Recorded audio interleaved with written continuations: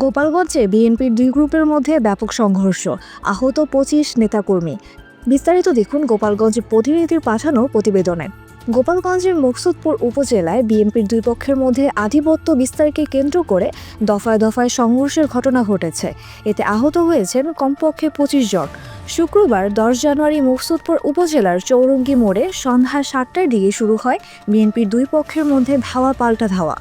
মুকসুদপুর থানার ভারপ্রাপ্ত কর্মকর্তা ওসি তদন্ত শীতল চন্দ্র পাল জানান, গোপালগঞ্জের মুকসুদপুরে বেশ কিছুদিন ধরে আধিপত্য বিস্তারকে কেন্দ্র করে কেন্দ্রীয় বিএনপির সহ সাংগঠনিক সম্পাদক সেলিমুজ্জামান সেলিম ও নির্বাহী কমিটির সহ আইন বিষয়ক সম্পাদক সৈয়দ জয়নুল আবিদিন মেজবাহ সমর্থকদের মধ্যে দ্বন্দ্ব চলছে।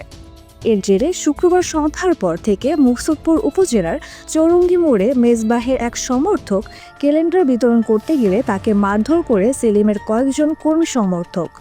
এ খবর ছড়িয়ে পড়লে প্রতিপক্ষের লোকজন দেশীয় অস্ত্রশস্ত্র নিয়ে চৌরঙ্গির মোড়ে অবস্থান নেয়। তাদের আসার খবর পেয়ে মেজবাহ সমর্থকরা একই স্থানের দিকে জড়ো হতে থাকে। এক পর্যায়ে দুই পক্ষের সহস্রাধিক লোকজন ঘটনাস্থলে জড়ো হয়ে সংঘর্ষে জড়ায়। এ সময় উভয় পক্ষ ইট পাটকেল ছুটতে থাকে।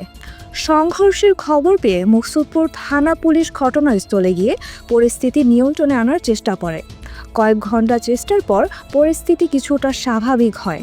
রাত 10:30 পর্যন্ত এই ঘটনায় ওই এলাকায় উত্তেজনা বিরাজ করছে। পরিস্থিতি নিয়ন্ত্রণে ঘটনাস্থলে কাজ করছে পুলিশ।